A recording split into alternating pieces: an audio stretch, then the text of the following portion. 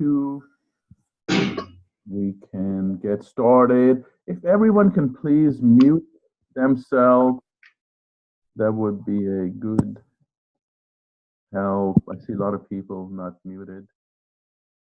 Um, let's see. Okay, great.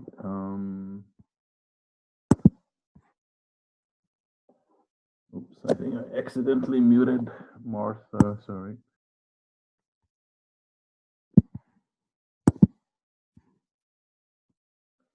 So Martha, very warm welcome, and thank you for making time. I know it's early for you, 7 a.m., but it's so good to meet you, and so a very warm welcome.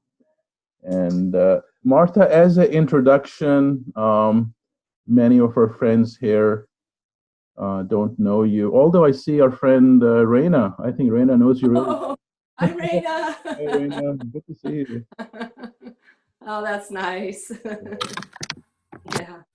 So, as a way of introduction, Martha, what brought you to Qigong? Can you talk about the early history when you started practicing Qigong? What was the reason and what time? Yeah, sure. Well, thank you so much for inviting me. I want to say first, I feel like it's quite an honor to be here, and I'm very excited to be here and very relaxed, which is nice. Yeah, right. Um, anyway, just reflecting back, thinking about my own history and, the path that really led me to Qigong. I just wanted to say a few things about my early life that, I really felt like I didn't belong as I was growing up. And the only place that I really felt comfortable and safe and cared for was outside, in nature. And I was very privileged to live next to the ocean, and underwater was actually my favorite place. And I think a lot of people can relate to that. And so just really understanding this longing I had to belong. And so as I grew up, I was spending as much time as I could in nature. I started a garden when I was 10 years old, and as I grew up, I was really interested in growing things that were healing, herbs and different foods. And um, then I learned as a young adult that Western medicine wasn't really working for me, that I had a lot of paradoxical effects to the treatments and whatnot. So I realized I had to find a way to stay healthy on my own. So that sort of led me down many paths of yoga, all different things. And I had an acupuncturist for some time. And long story short, it turned out she taught Bagua and Xingyi. So really my first introduction was through these internal martial arts, was my first introduction to Qigong. Um, my husband and I practiced the Bagua and Xingyi for about 10 years. And then our teacher said, here's your sword. I've taught you everything. And Martha, if you want to really go into Qigong more, because I can tell that you like it. And I told her I love the Qigong aspect of it. She said, find a good teacher. So off I went on another journey around to many Qigong teachers, actually. And I looked at many different styles, and, I was still looking. And I met Faye McGrew, who is a teacher here in San Diego as well. And I studied with her for a while, and she was just starting to look into Zen and Qigong, and she was hosting a workshop that I attended. And within the first half of the day, I knew that Zen and Qigong was what I was looking for. The reason that it really worked for me was that it had everything I was looking for. It had movement, had meditation, it had the healing aspect, and it had the sound healing. So I had been doing yoga, meditation. I had all these different practices I was doing. It was, in retrospect, it was kind of scattered, really. So, I mean, what a blessing to meet Zen and Qigong and find this practice that was just perfect. It was, the search was over. And from there, I studied for a couple years, and then I went on a month-long retreat with Ming Tonggu in China. My husband and I both went. I joined his teacher training program, his 2-year program, and completed that. I studied with a few different teachers, and then I met Jane Jin. And you know Jane Jin, yeah. And I did her 3-year intensive program, and that was really transformational. I mean, everything was transforming, but when I did that 3-year program, I felt like I had really gotten to a place where, you know, where I had a good enough understanding to feel satisfied. And I felt like Jane was a wonderful teacher for me. She was very kind and supportive and compassionate. And she really knew how to explain the theory. Her English was very good too, which helped. Bluetooth mode. The Bluetooth device is ready to pair. Charge in.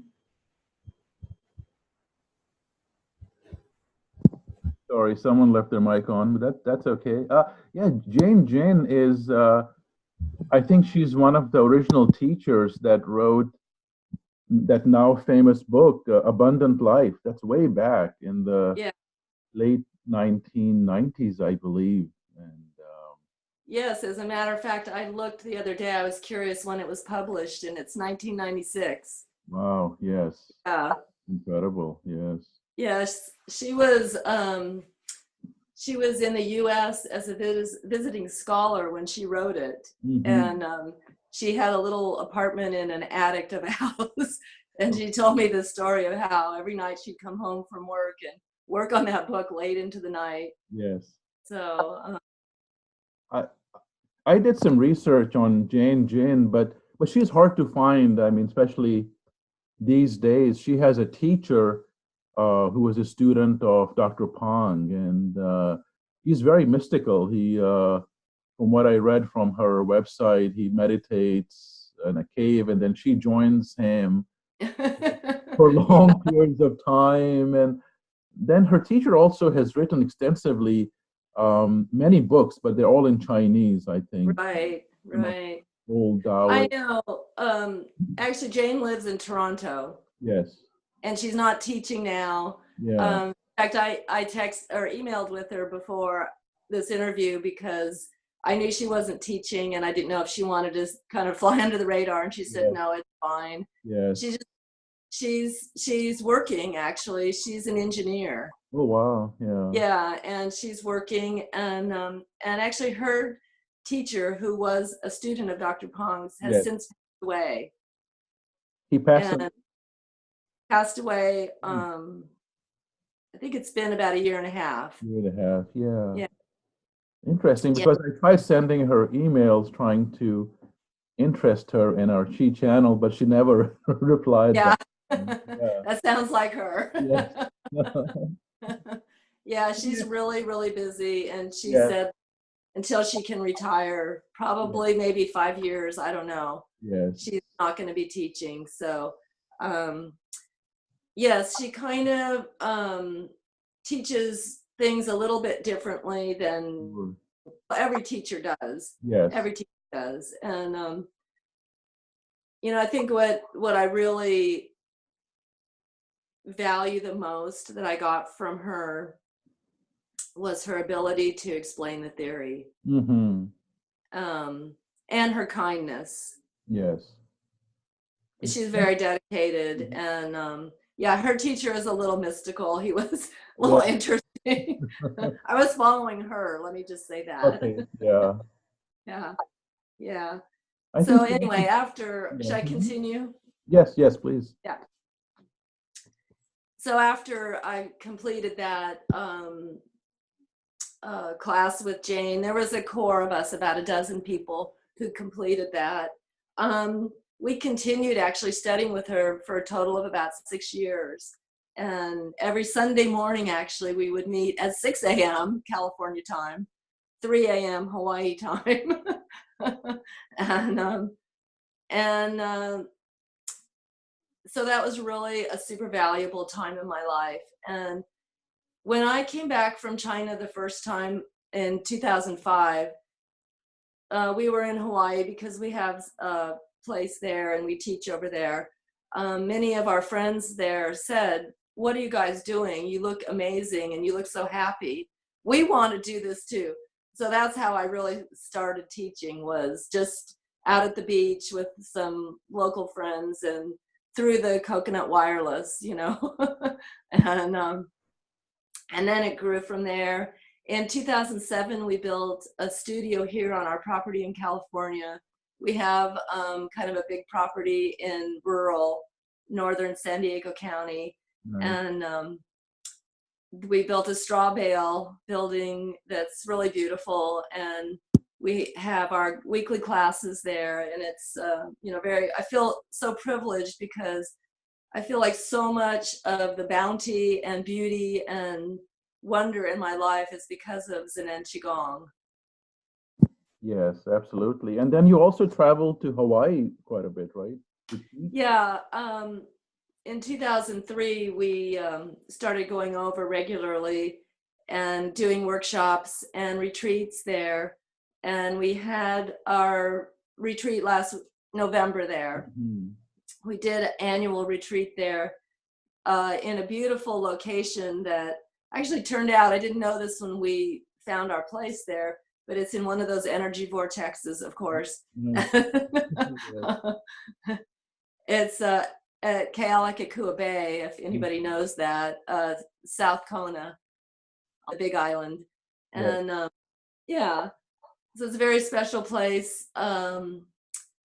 And in the interim, I have 4-year-old twin granddaughters, so I'm not going over so much anymore. I like to stay close to them here. So we're not doing as much in Hawaii as we used to. And but we're doing more here, and we have a retreat here in our studio here. We have workshops like monthly here. Right. And then we do we're going to do a retreat in March in La Paz in Baja California. Right. One of our students has a retreat center there. Oh, nice. Yeah. It's a beautiful place. It's well, it's really perfect for me who wants to be in nature because it's off the grid. It's very remote, but it's beautifully constructed and very comfortable. So it's a unique and profound place to explore the depths of Qigong because there's so few distractions, and you have that wonderful energy around you. The ocean is right there. There's sand dunes and the big saguaro cactus, and Yes, I think there's great magic in a residential retreat rather than just a 9-to-5 workshop. You know, you still come home and back to your life. Yeah. Yes, that different teachers have different emphasis. Master Jianxie, who came to New York, he's very big on just lift chi up. And some other. Yeah. Yes. When you work with students, Martha, what is your area of focus? Some teachers just focus on opening the sacroiliac joints and working with the spine. Are there particular areas of practice within the diverse practices of Yin and Qigong that you emphasize more in your teachings? Yes. I would say that, you know, we do a lot of emphasis actually on consciousness.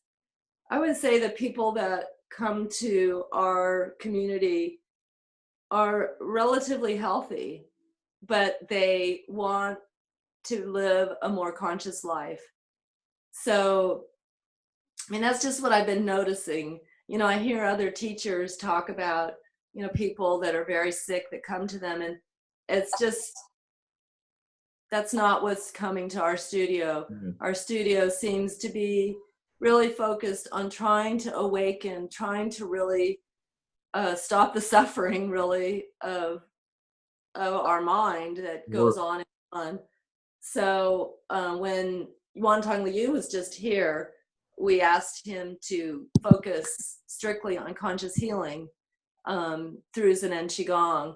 And I think that's because that's what we're just moving in that direction so much. We do lift chi up, pour chi down. We do laoshi. We do we do parts of the body mind method.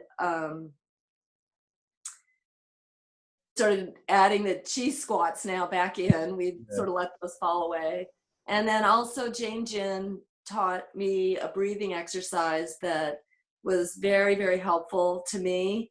And after I practiced it just by myself for about 3 years, I started sharing it with the students. So we do these breathing as well. Yes. So that's, I'd say the breathing exercises, well, actually the consciousness training of the mind, the breathing, and then the movements are all part of like every class pretty much. Mm-hmm. Yeah. And then the workshops is all that amplified even more. Longer practices, lots of hip rotations, lots of different aspects of the body mind method. Yes, yes. We have so many different practices to I know we have a lot to choose from. Yes. Yeah. And you're so right. Each teacher has this emphasis, like Ming Tong, who you studied with, very big on hip and spine opening, and but Master Jianshi just lift chi up. So And good. humility. He And was, I humility. loved his humility. Yes, Very wonderful teaching. absolutely. I mean, I Yeah. spent, I think, 2 weeks with him, 1 week in 2015, 16, and he just told me, Amir, just do lift chi up and just go deeper and deeper, make it very soft, and very good teachings. Yes. I agree with that so much. Just let it teach you. Mm-hmm. It can inform you so much about your physical body, about the way your mind is working. It can do so much with your emotions. It's such a beautiful practice. Yes, absolutely. And I know you have a teaching prepared if you like to start your teaching, and then after that, we can maybe take a pause, and if our participants have any questions, they can ask you. Okay, that sounds good. My idea was to talk about the 7 aspects of optimal self-healing. Mm-hmm. And I want to say that it was originally called the 7 Secrets. But I thought since the secret's out, we'll call it aspects now. I'm just going to arrange myself a little bit here.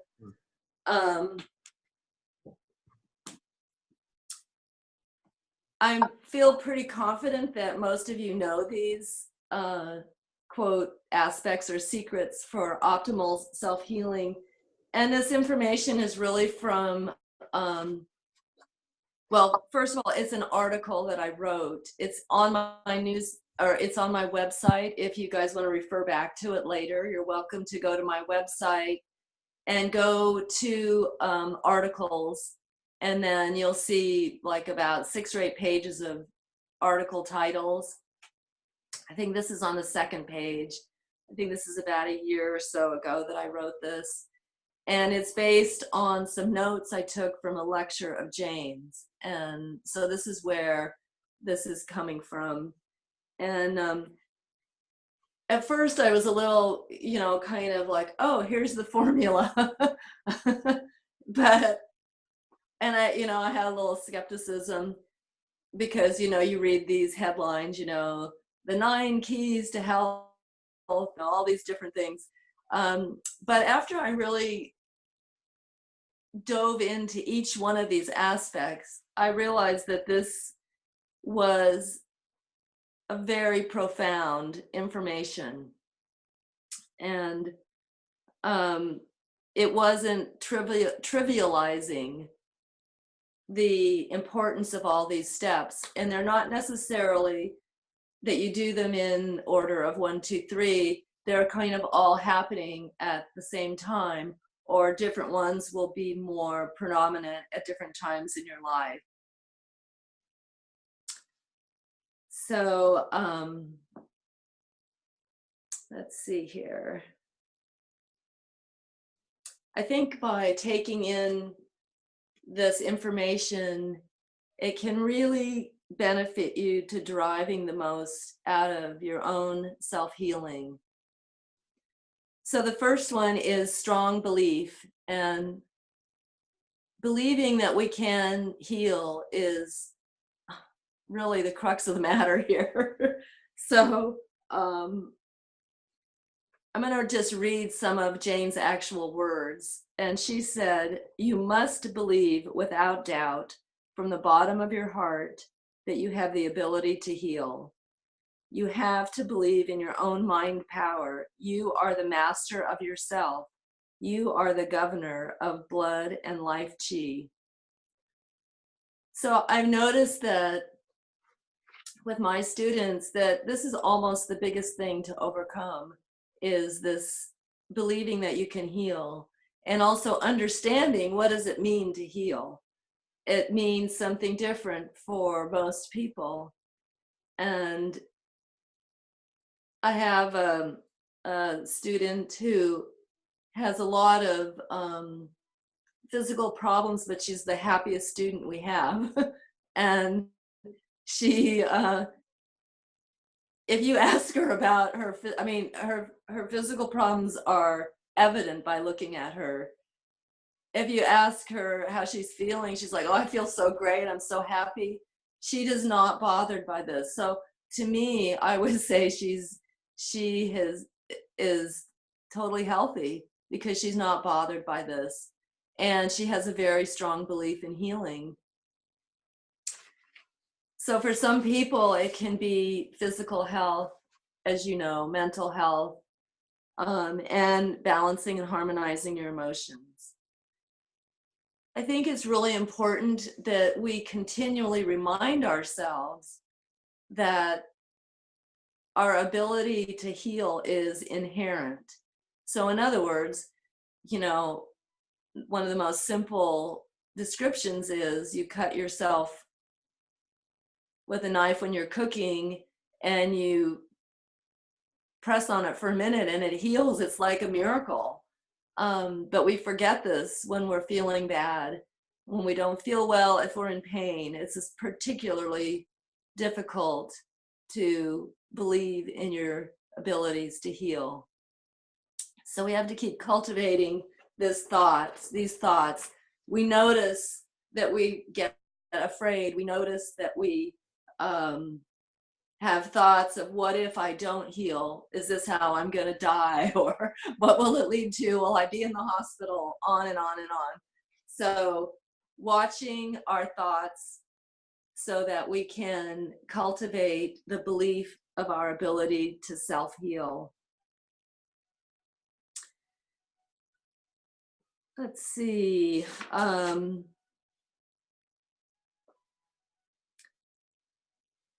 So part of this is having a positive attitude. And I know these are things that all of the teachers we've mentioned talk about.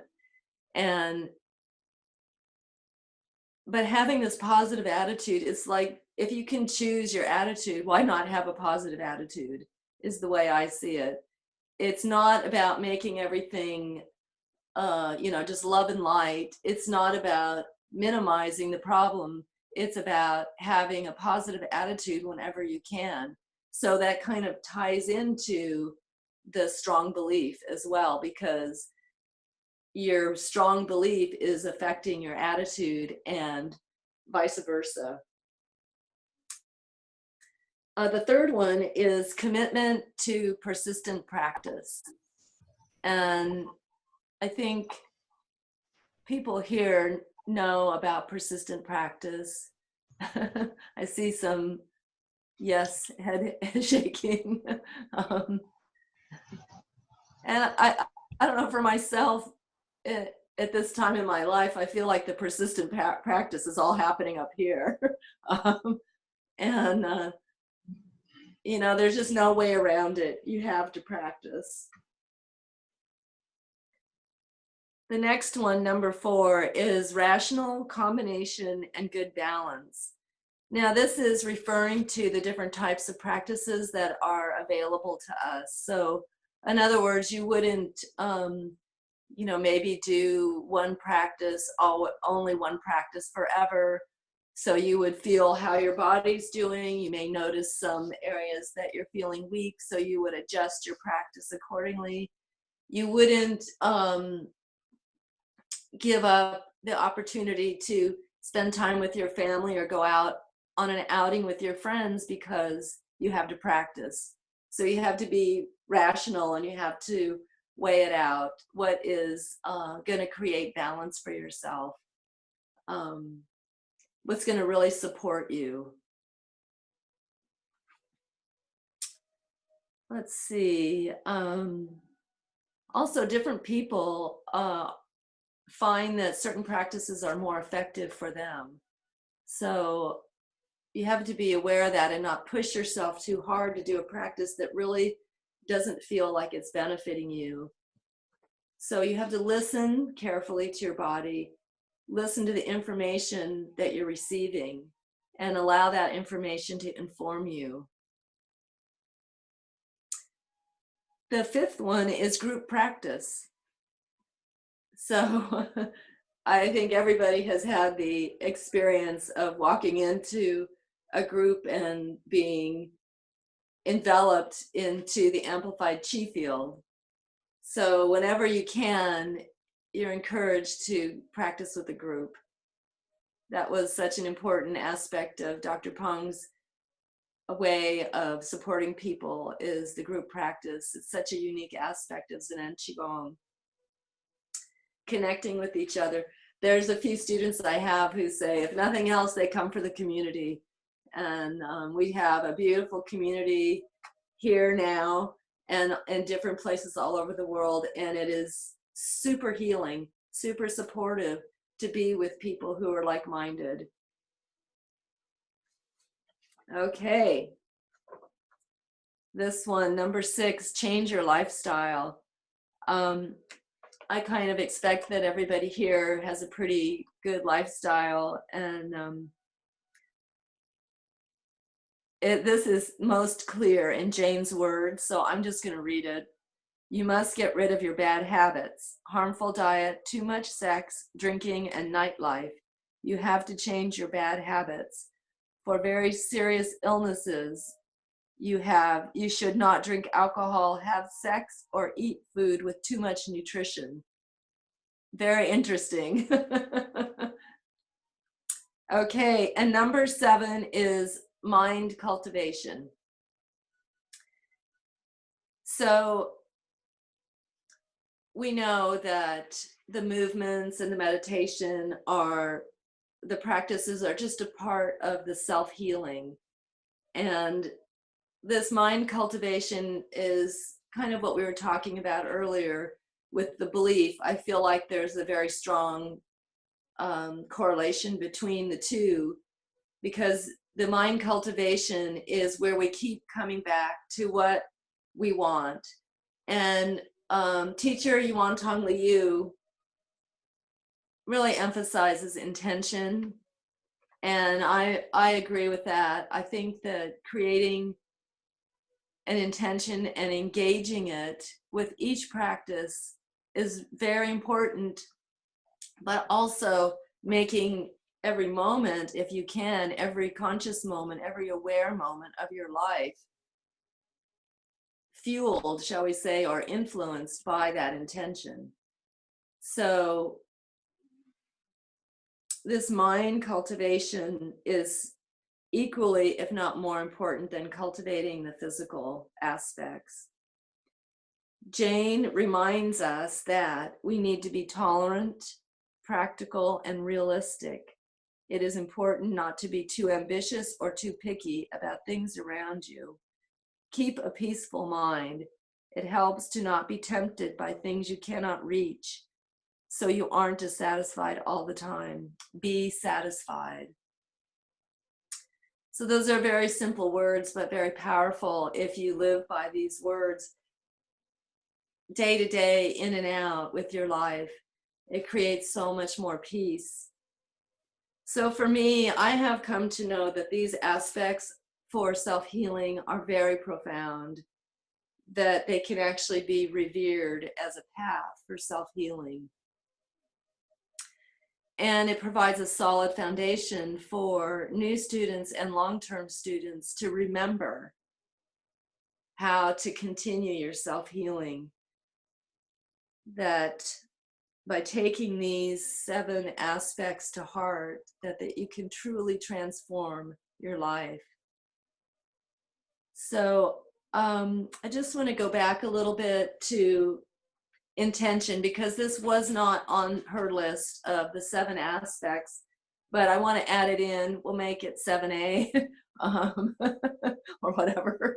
And, you know, when we're practicing, a lot of times, whether it's in movement or meditation, our minds wander. We're human. That's just what happens. And with a strong intention, this intention can keep pointing us in the direction of our heart's desire, of where we really want to go. So I think of the intention as a navigational tool.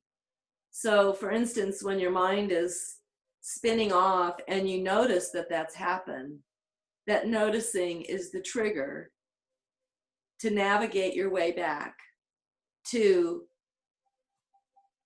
your heart's desire, to your intention.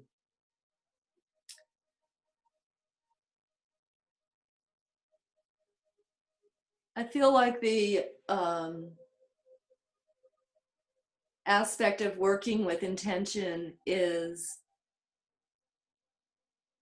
it's many layered, it's multi-layered, and there's many nuances to it, because sometimes people think that your intention is something out here that I'm striving to get to, that it's not something that is realized in this moment, in the moment of actually creating the intention. And I also like to encourage people not to strive too much, because in the striving, you're losing that relaxation. You're losing that present moment. You're losing your ability to really experience this intersection of time and space, because you're striving. So think of intention as a navigational tool, as your friend, not your mean master. So let's see. You know, my idea for today, because of the, well, I just thought this would be easier, is that I would just lead a meditation. And for people who don't want to sit too long, I totally understand, and that's fine. I like to suggest that during the meditation that you stand up yourself and do either the 3 center merge, or if you want to do the hip rotations, tailbone tip rotations, or anything you want, really, if you want to do movement. For me, I'm going to stay seated, because I can, I'd like to just lead this meditation for today. Are there any questions first? Should we pause for a few questions or Yes. comments? Sure. If there are any questions, you can open your mic, ask, or you can put them in chat. Martha, regarding mind development, consciousness development, you also use breathing? We do. I use this breathing that Jane taught. It's a little much to teach today. Yes. Yeah, it's there's actually 4 parts to it, 3 types of breathing. There's mudra, and then there's some head massages and things like that. And the first breathing exercise is to awaken the microcirculatory system of the body. The second one is to awaken the 3 main energy centers. And the third one is to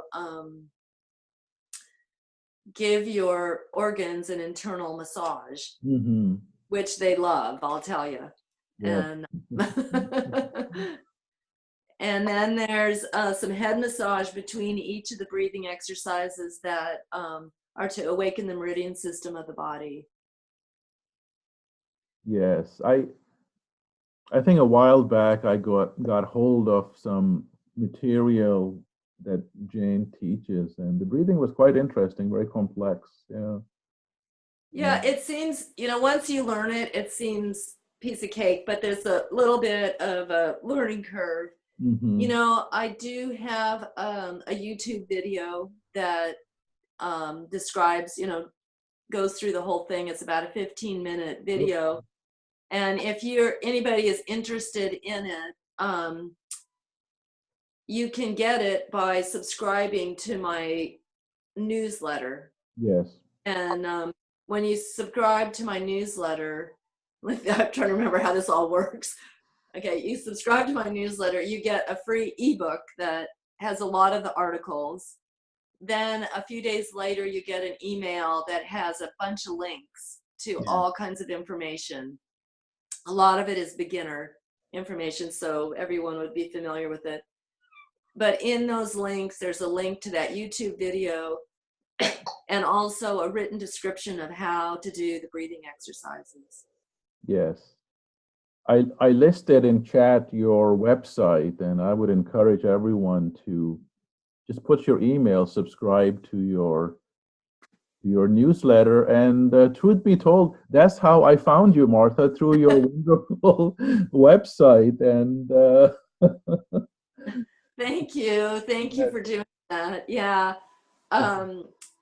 Just in case you're worried about getting too much emails, I only send a newsletter, once a month if I yes. And then occasionally, very occasionally, there's another email about something that's upcoming. Yes.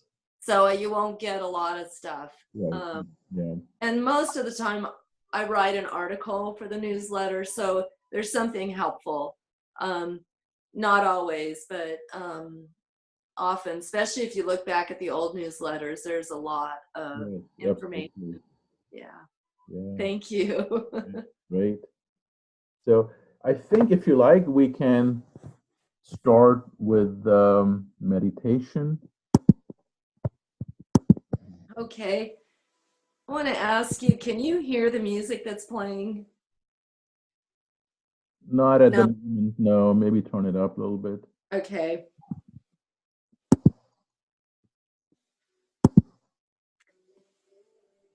I want to also mention that I don't know if it's something unique that I do, but I kind of think it might be because I get a lot of feedback from people about it, is that in our classes and workshops, etc., we often spend quite a long time relaxing the body. And I don't know, just the teachers I've been with in the last few years don't seem to do that, but I feel like I was taught to do that somewhere along the line. And so I'm going to do that today as part of our meditation. Yes. I personally feel it's like one of the most powerful practices is just going through the body, relaxing, relaxing, relaxing. So I'm going to do that. And then after some time, I'm going to go through these 7 aspects for optimal self-healing, just so you guys can integrate them a little bit deeper. So teaching through the meditation. Great. Okay. Now let me work on this music a second here. And there'll probably be some times of just quiet too. Okay, let's see.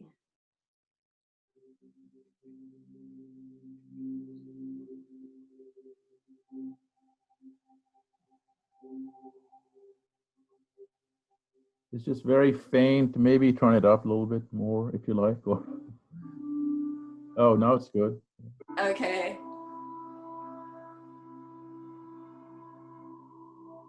Yeah, it's good. Okay. All right. All right. So sitting comfortably, finding a good spot, just relaxing, relaxing.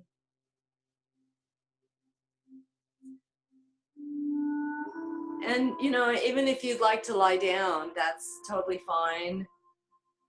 Take a little time to integrate.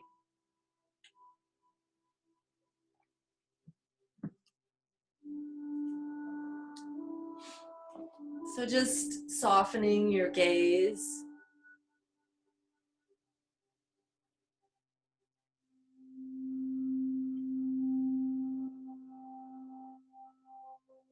And then slowly, gently withdrawing your vision inward.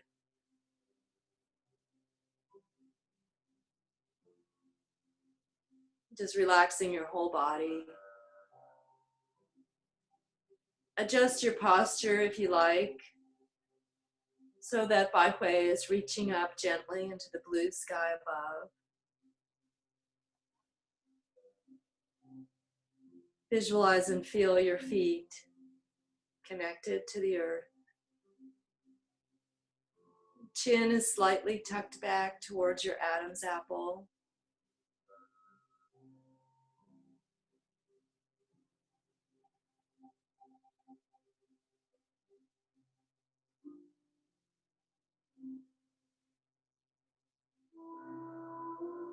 Just letting yourself be here now. Resting your mind, opening your heart.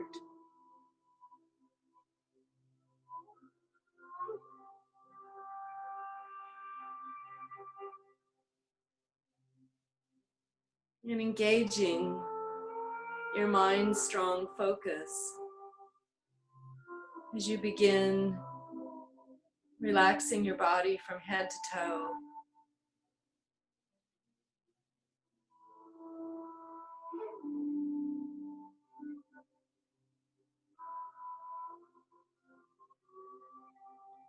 Begin first by focusing on your scalp and forehead, releasing any tension.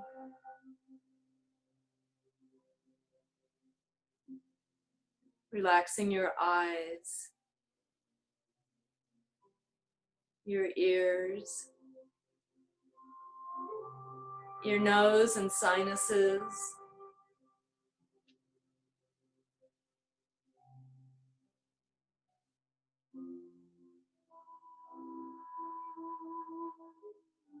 Release any tension in your jaw, lips, and tongue.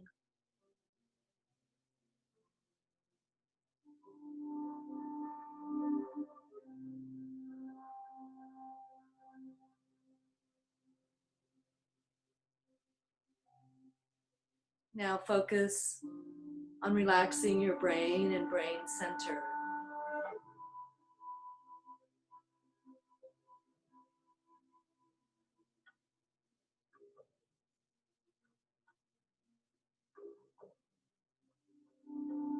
Feel your whole head comfortable, relaxed.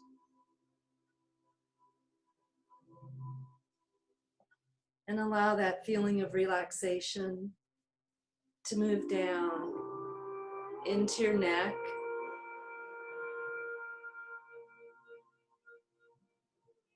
Throat is open. All muscles of the neck are relaxed.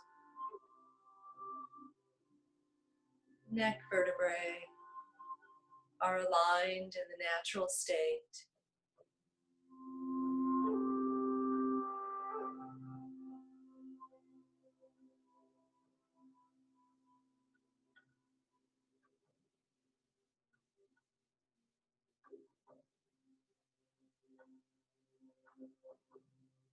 Relax the top of your shoulders and shoulder blades.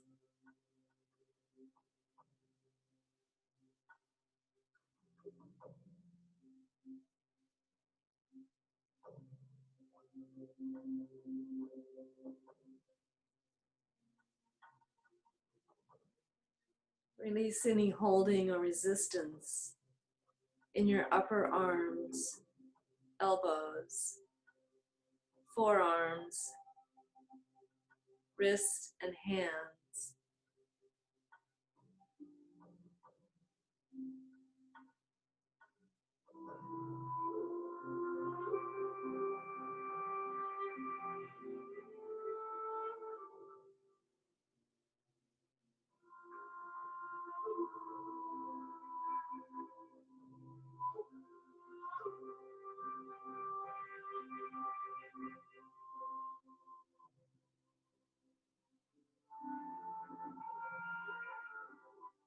Release any tension in your upper back and chest, mid-back and stomach area, low back and lower abdomen.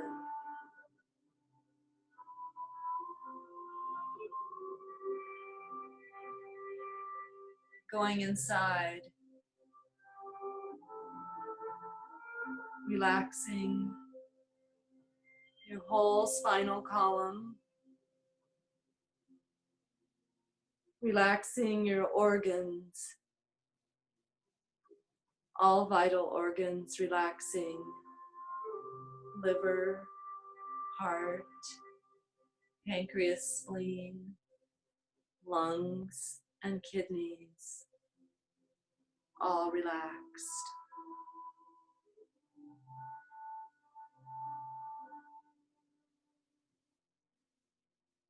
Feel your whole torso comfortable and relaxed.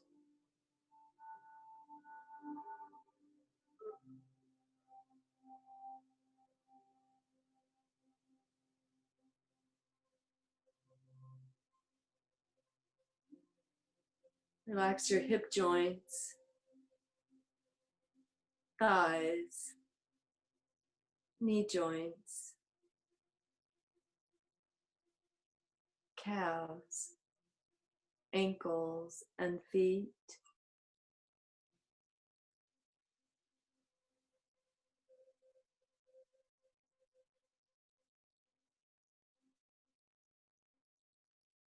Feel your whole body from head to toe, relaxed, comfortable, open,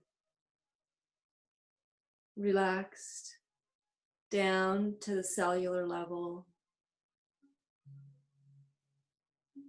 allowing yourself to be held by our earth, our Mother Earth.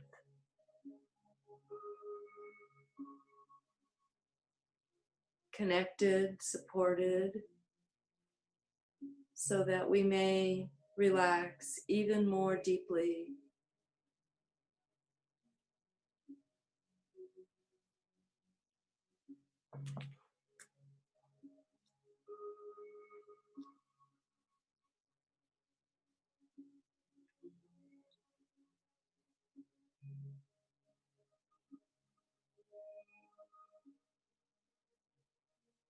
Keep bringing your mind's focus back to relaxing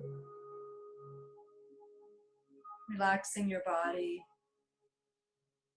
letting yourself release any tension, any resistance to this moment, letting your mind rest as you open your heart simultaneously, sinking down into this place of deep relaxation and comfort.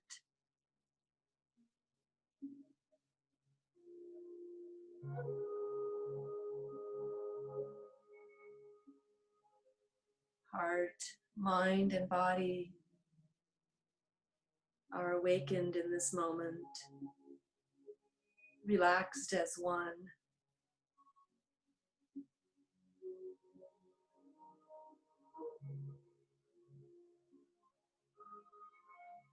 As you continue relaxing, now simultaneously expand your awareness out, expanding into the blue sky above, the blue sky below, the blue sky all around you.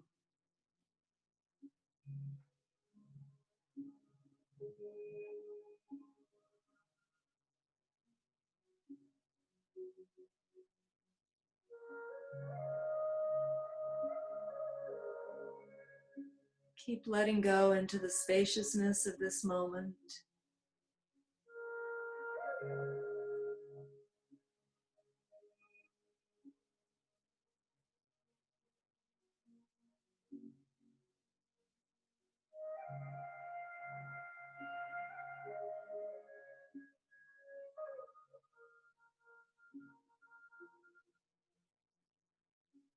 Relaxing and expanding.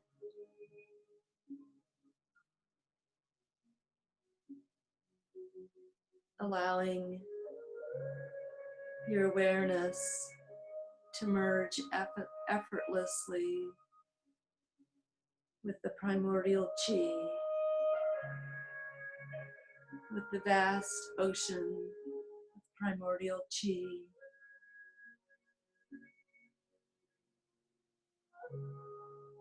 Merging into the void essence.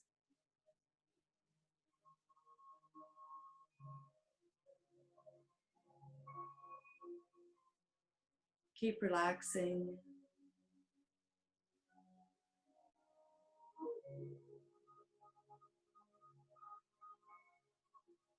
Keep allowing yourself to sink down.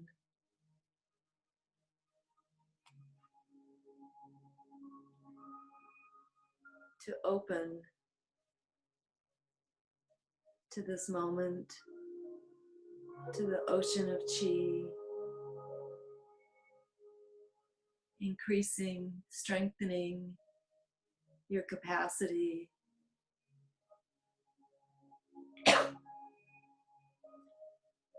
for allowing chi in.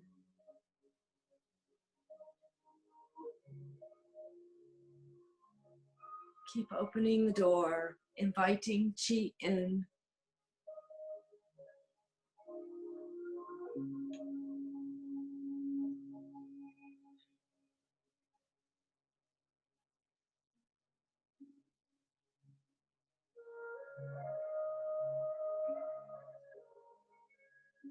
Over and over again, relaxing, expanding, awakening, opening, inviting chi inside.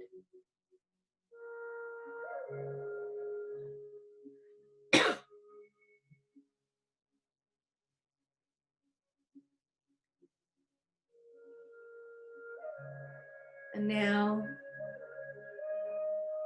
is a good time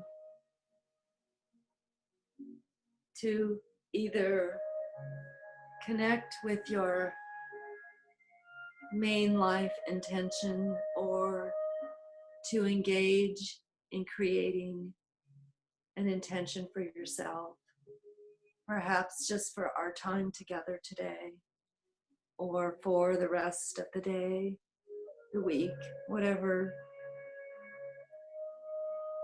feels appropriate for you. Allowing yourself to create an intention that can be your companion for navigating your heart's deepest desire.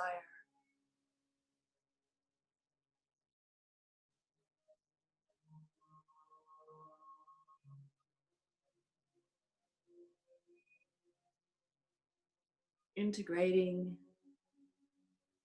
your intention into lower dantian, making a home for it there.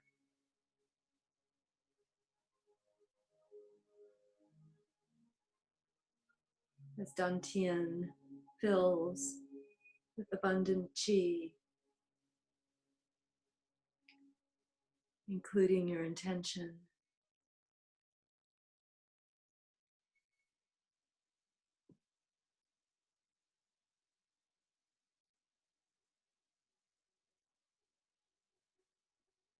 So as you keep relaxing and expanding and focusing your mind with the help of your intention, allow yourself to also integrate this information from these 7 aspects for optimal self-healing. Just reminding you, the first one is strong belief.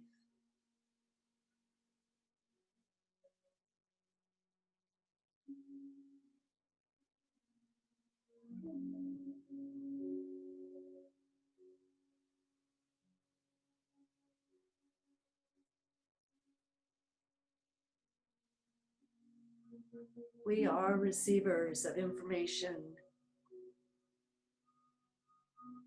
to help us with our healing.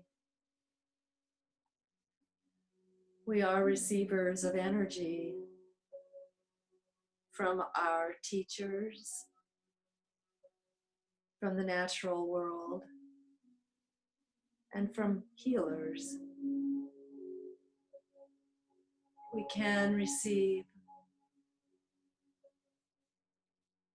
healing information in all these ways, but we must use our initiative to receive it. Opening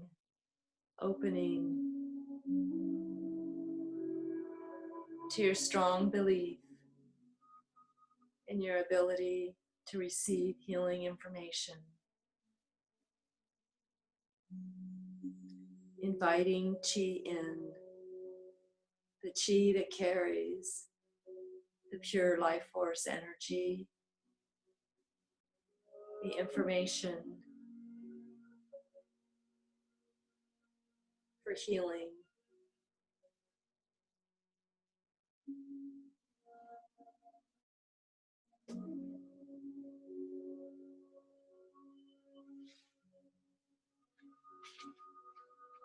Combined with this is your positive attitude.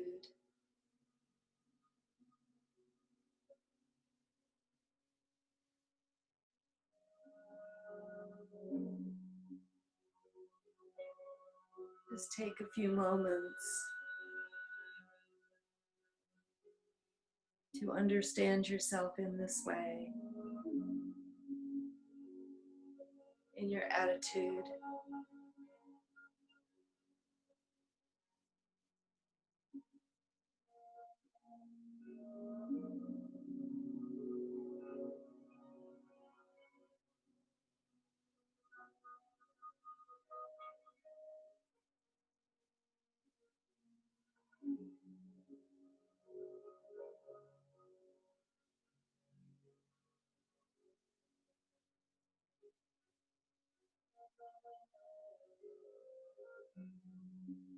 Living with a positive attitude is better than a negative one in that it creates a more desirable and resourceful frame of reference.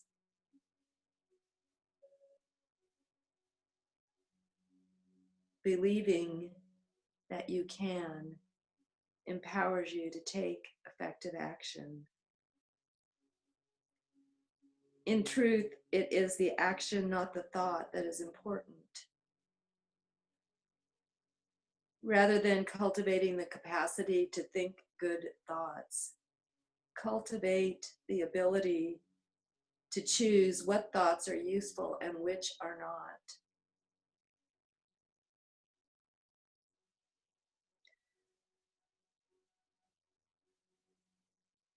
Like many wisdom traditions, Qigong, wisdom maintains that everything is connected, so naturally your life will seem better if seen through the eyes of positive attitude.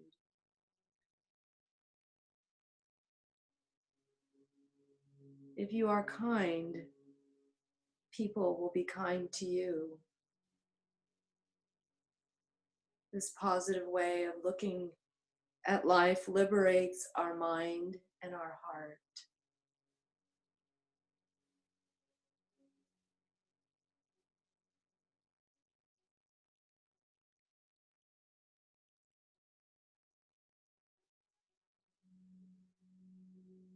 Relaxing.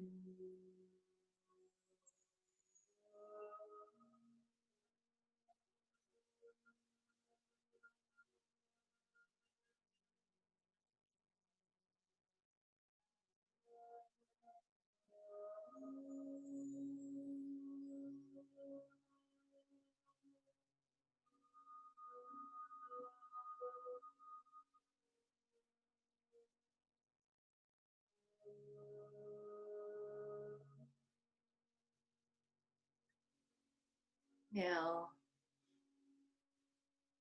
committing yourself to persistent practice,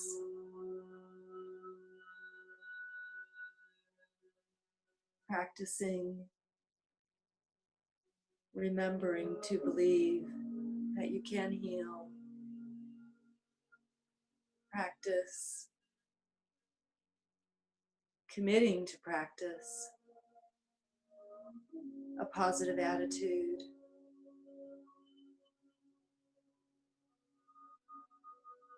We must be persistent in these things.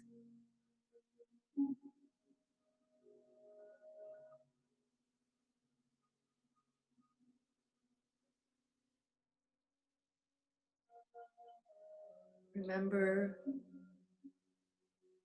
your navigational tool, your intention. When you forget,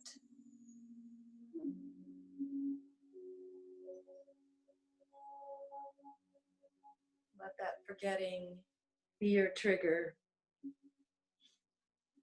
be your reminder to come back.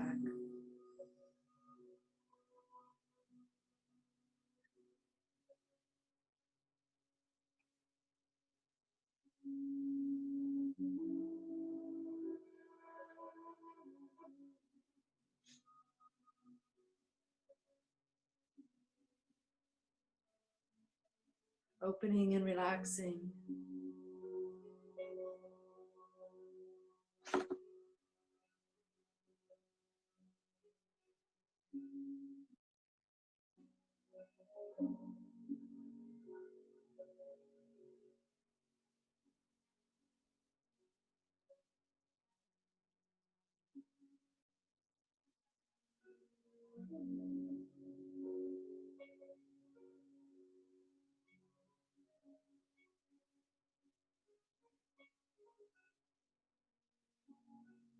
Listening to your body,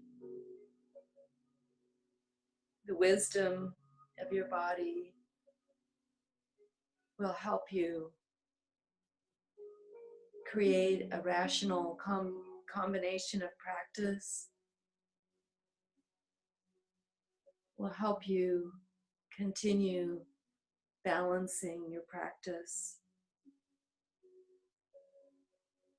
Pay attention. For instance, even in this moment, for people who find it difficult to be seated, an example would be to move, and vice versa.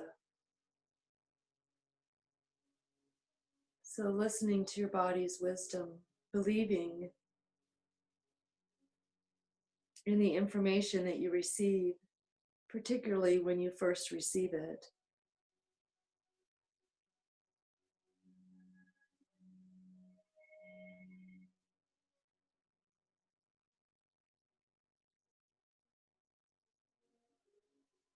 Good balance also refers to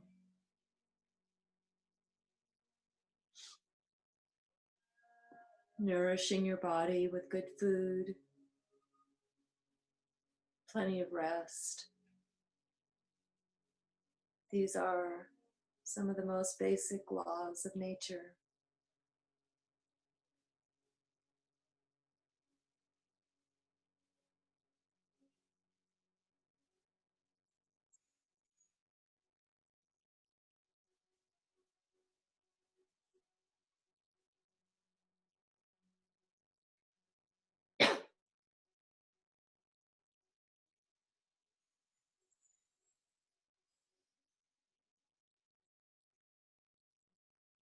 Keep relaxing. Keep letting yourself go into this present moment.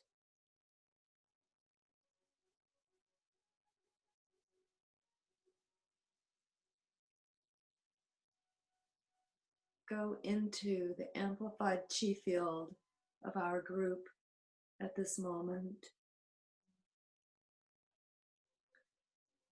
taking advantage of this group practice for its powerful healing and support.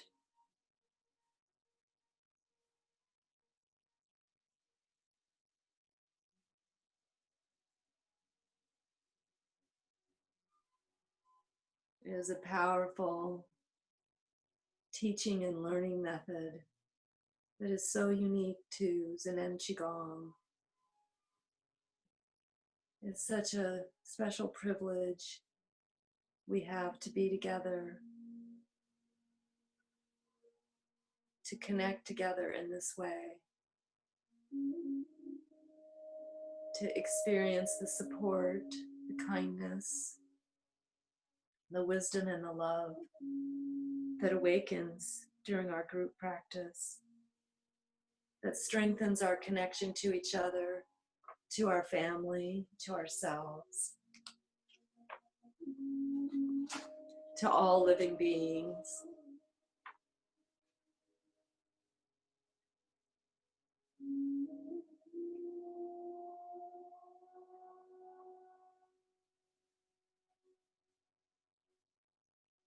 Letting yourself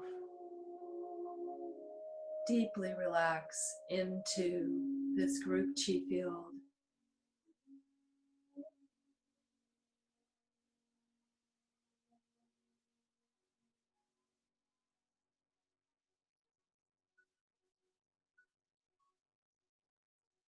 Connecting with each other, heart to heart, mind to mind.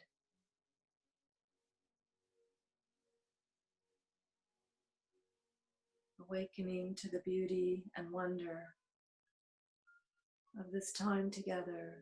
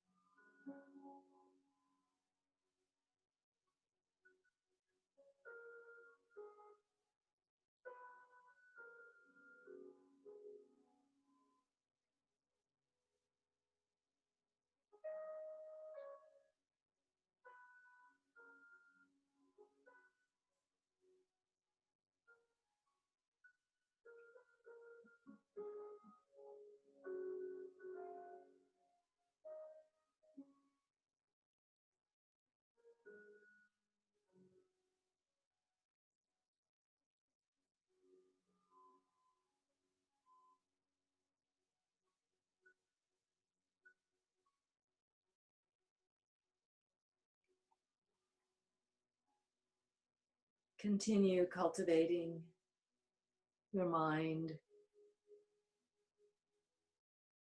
Continue integrating your intention into your life.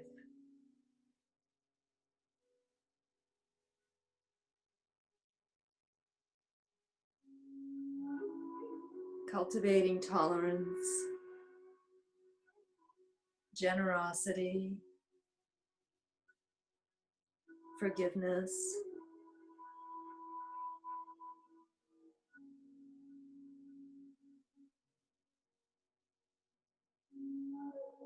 kindness,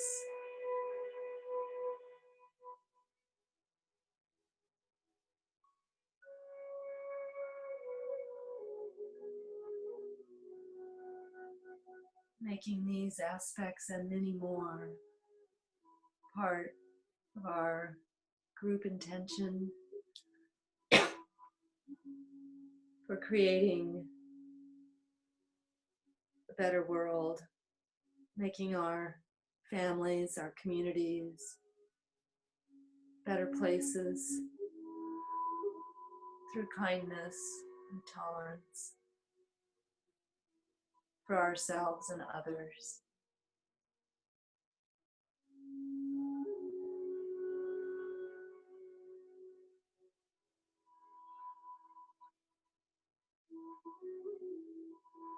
And I invite you to experience a kind of reverence for this information, this deeply beneficial information for our optimal self-healing.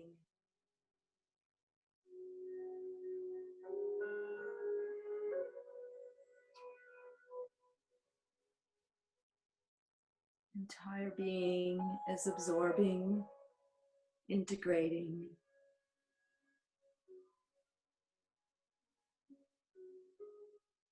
The pure life force energy, primordial chi.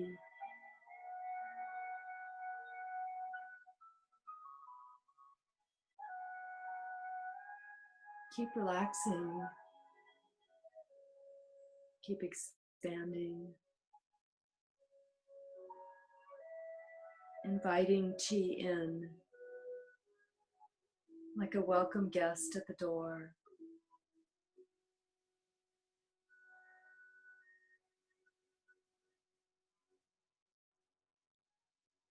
Entire body is harmonized with chi.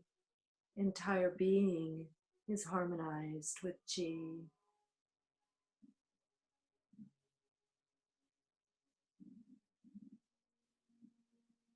All systems of the body are penetrated, purified, enhanced, and nourished with chi. All muscles, tendons, ligaments, bones, bone marrow, penetrated, purified, enhanced, and nourished with chi. All organs, tissues, glands, fluids of the body,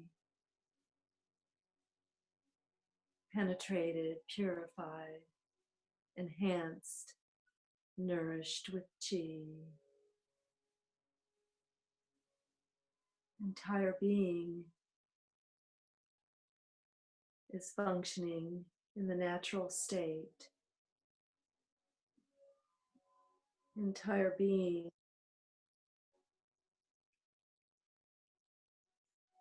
is functioning normally and is harmonized with chi.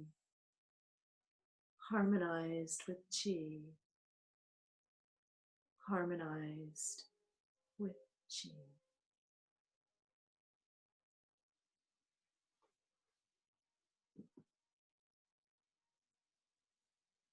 Placing your hands on top of your navel for a few moments.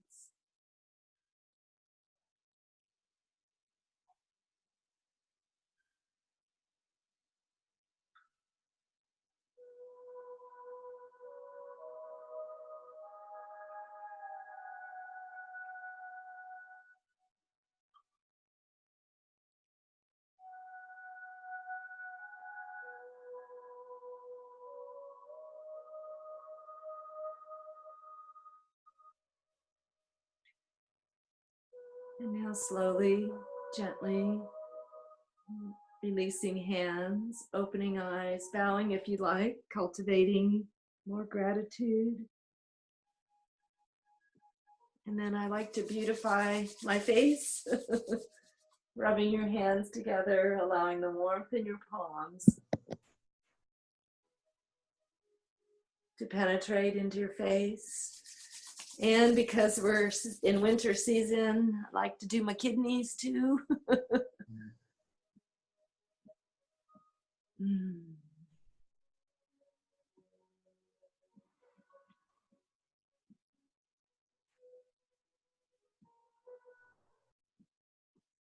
Okay.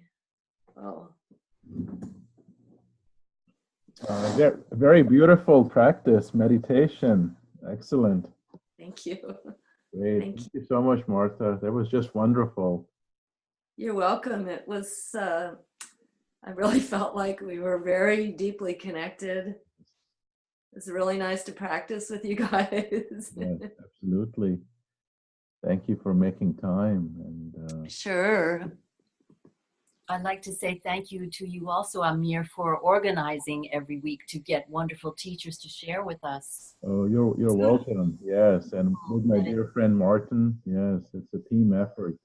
Yes, it was very, very, very beautiful. And I receive your newsletter, Teacher Martha, and I encourage everyone to do the same. There's so much valuable information there for everyone.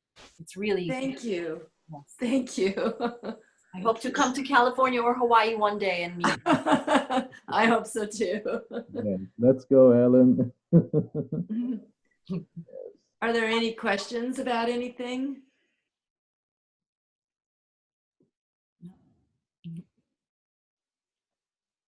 Or comments? Yes, a lot of heartfelt thank you to you. Great teaching. If you can see the chat, yeah, excellent. Oh, let's see. Yeah, there's a little icon for chat, and then it'll show up. Oh, no, that's the wrong one. I'm on my iPad. Yeah, it's kind of hard to navigate through the iPad, but Okay. Ron writes, Martha, thank you for a wonderful and inspiring meditation. Elizabeth, thank you, Martha. Wonderful. Ricardo, everyone. So I'm recording this, Martha, and I will make a recording and send it to you, and then we will also put it up on our website. One of our volunteers, Webke, she's our webmaster, and we have lots of recording now. So yeah, that's great. Well, thank you. I'm gonna I think if it's possible, I'm gonna send it out. Yes, on one of my newsletters so more people can know about you too. absolutely, that would be great. Yeah. Wonderful resource that you've created here. Yes, thank you It's so much. beautiful. Yes, and it's I think that's our goal, just to unite the Yunnan Qigong community, and there are so many wonderful people. It's true. Yes, absolutely. Okay, take care, everyone. I'm going to close the meeting. Thank you very much, Martha. So good. Thank you. Have a beautiful day. Yes. Thank you. Bye-bye. Bye-bye, everyone. See you next Sunday. Another teacher from Malaysia. Take care, everyone. Okay. Bye-bye.